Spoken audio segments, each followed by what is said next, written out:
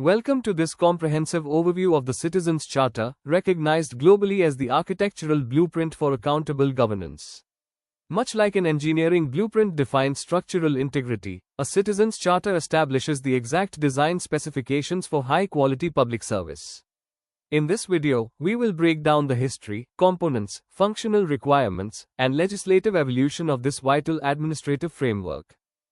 At its core, what defines the framework of public trust? It is calculated through a simple equation.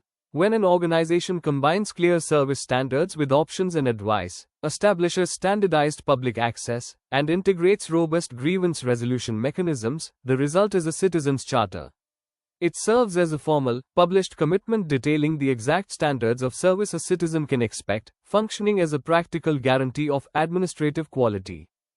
The global genesis of this service standard began in 1991 in the United Kingdom under Prime Minister John Major. This marked the first systemic implementation of a Citizens' Charter designed to guarantee transparency in public administration. To incentivize performance, the British government introduced the Charter Mark Scheme, a specialized mechanism created alongside the Charter to formally honor and reward administrative personnel who demonstrated excellence in public service delivery. Between 1996 and 1997, India adapted this concept for its own governance framework. Administrative consensus built quickly. In 1996, the Conference of Chief Secretaries crafted an agenda for effective and responsive administration. In 1997, the Conference of Chief Ministers secured top-level political backing, leading to the Union Ministry of Food and Supplies issuing India's first official charter that same year.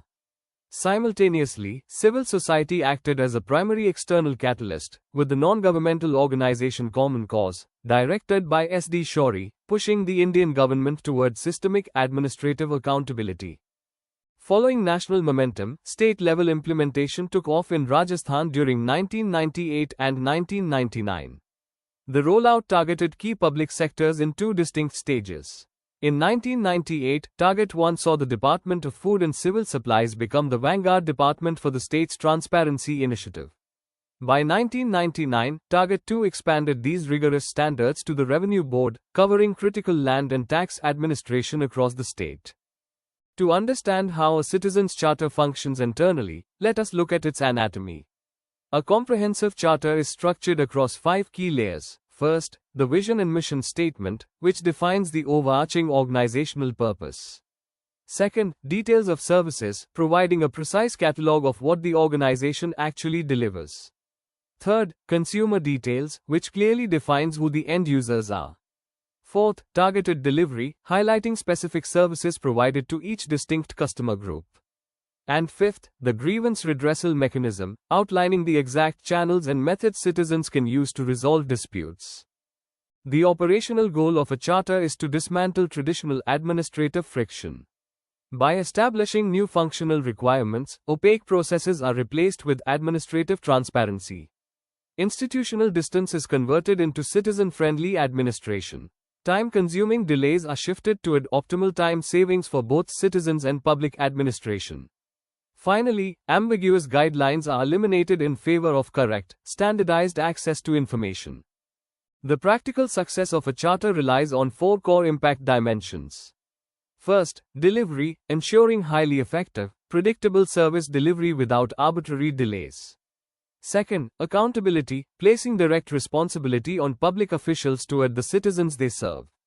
Third, transparency, providing complete visibility into governmental processes and operational standards. And fourth, redressal, establishing unambiguous contact details along with guaranteed pathways for registering and resolving complaints. To remain effective, a model charter must adhere to 5 design standards: simplicity for layperson understanding, active consultation with citizens, absolute service clarity, publication in the local vernacular language, and mandatory periodic review every 6 months. In Rajasthan, these guidelines evolved into a legally enforceable accountability architecture. At Layer 1, the Citizens' Charter establishes baseline expectations. Layer 2 adds the Right to Information Act of 2005, forcing data transparency upon the system. Layer 3 integrates the Rajasthan Public Service Guarantee Act of 2011, legally mandating timely delivery. Layer 4 crowns the structure with the Rajasthan Right of Hearing Act of 2012, legally guaranteeing that the citizens' voice is heard. By integrating administrative charters with binding legal rights, Rajasthan successfully transformed voluntary guidelines into an enforceable ecosystem of public empowerment. Don't forget to subscribe, like, share, comment if you enjoyed this quick revision.